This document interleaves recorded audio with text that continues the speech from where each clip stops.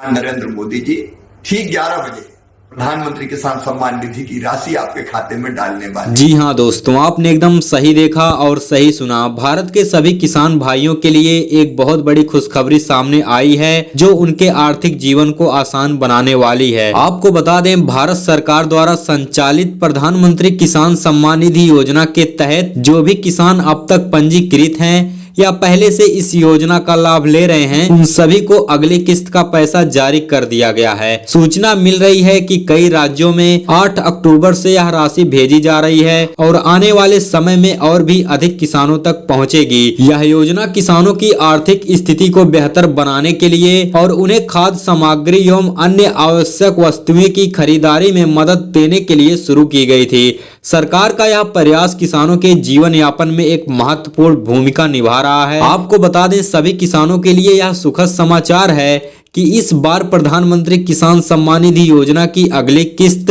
दीपावली के पहले ही सभी किसानों के खाते में आ सकती है। आपको बताना चाहते हैं, यह जानकारी विभिन्न सोशल मीडिया प्लेटफॉर्म और सरकारी घोषणाओं के माध्यम से सामने आ रही है। इससे किसान भाइयों में काफी उत्साह देखने को मिल रहा है।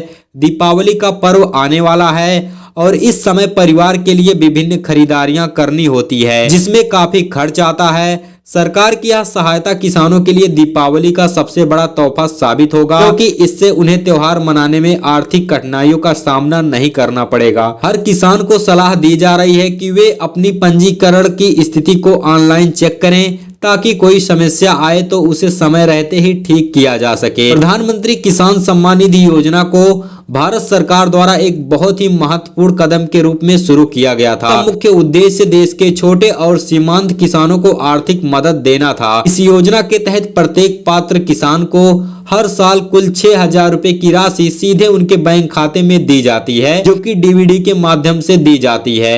यह पैसा किसानों को उनकी खेती के काम में, बीज खरीदने में, खाद और अन्य कृषि सामग्री खरीदने में काफी मदद करता है। साथ ही दोस्तों, यह राशि किसानों के घरेलू खर्चे को पूरा करने में भी एक महत्वपूर्ण भूमिका निभाती है।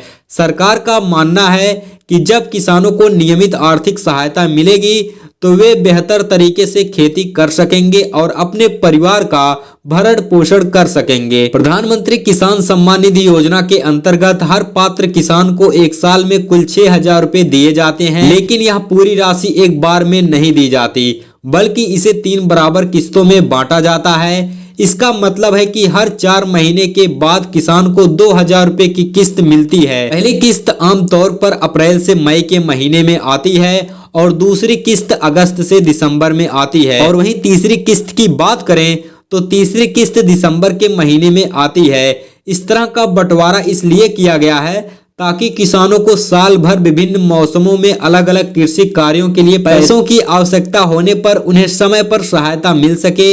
यह व्यवस्था किसानों की परिस्थितियों को ध्यान में रखकर की गई है। दोस्तों, आपकी जानकारी के लिए बता दें, इस योजना की एक विशेषता यह है कि पूरी राशि डायरेक्ट बेनिफिट ट्रांसफर यानी डीबीडी के माध्यम से सीधे किसान भाइयों के खाते में जमा की जाती है। इससे बिचौलियों की भी भूमिका नहीं रहती है और पैसा सीधा किसान यानी लाभार्थी तक पहुंच जाता है।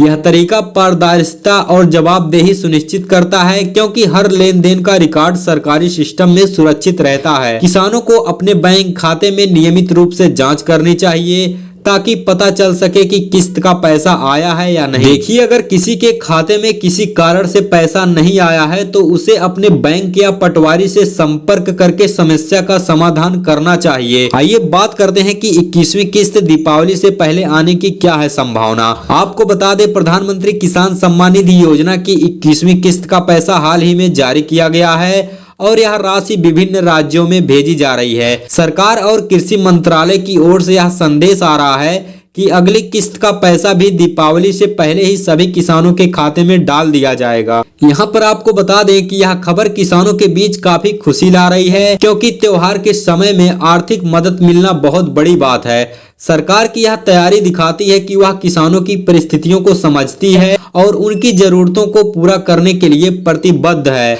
सभी पात्र किसानों को सलाह दी जा रही है कि वे अपनी रजिस्ट्रेशन की पुष्टि करें और यह निश्चित करें कि उनका बैंक खाता सक्रिय है या नहीं।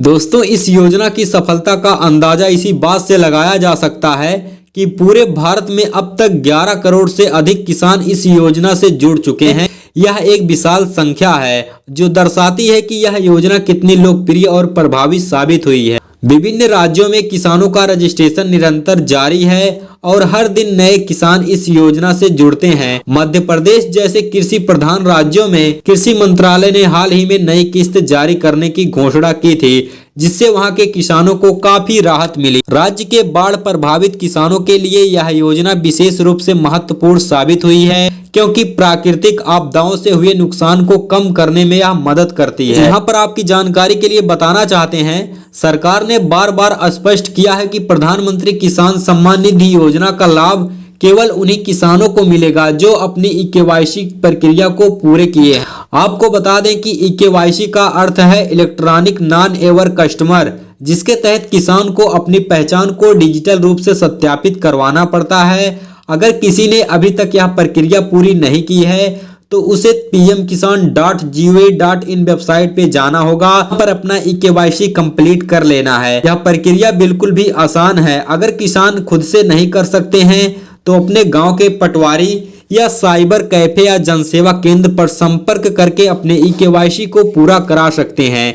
देखिए, अगर ई-केवाईसी अधूरी रह गई तो भले ही किसान की रजिस्ट्रेशन सही हो, लेकिन उसके खाते में किस्त का पैसा नहीं आएगा। इसलिए ई-केवाईसी कराना बेहद ही जरूरी है। किसानों को सलाह दी जा रही है कि वे अपने न्यूनतम रूप से अपने बैंक खाते की जांच करते रहें और pmkisan.gov.in वेबसाइट पर अपने लाभार्थी स्थिति भी चेक करते रहें। अगर किसी का खाता किसी कारण से बंद हो गया है तो उसे तुरंत अपने बैंक शाखा में जाकर अपना खाता पुनः सक्रिय करवा लेना चाहिए। कुछ किसानों के खाते तकनीकी समस्या या अन्य कारणों से बंद हो सकते हैं, इसलिए यह बहुत जरूरी है कि हर किसान अपना खाता सक्रिय रखे। बैंक खाते की जानकारी गलत होने से भी पैसा नहीं आता है, इसलिए किसानों को अपनी सारी जानकारी सही तरीके से दर्ज करानी चाहिए। अगर कोई समस्या आए तो किसान को अपने गांव के सरकारी कार्यालय में जाकर सहायता भी ले लेनी चाहिए। तो इस वीडियो में इतना ही। मिलेंगे आपसे कल की वीडियो में। आपको यह वीडियो कैसा लगा है कमेंट में जरूर बताना। अगर आप लोग किसान सम्मान निधि योजना से जुड़ी हुई हर एक जानकारी को सही और सटीक तरीके से समझना चाहते हो तो इस चैनल को सब्सक्राइब जरूर करिए।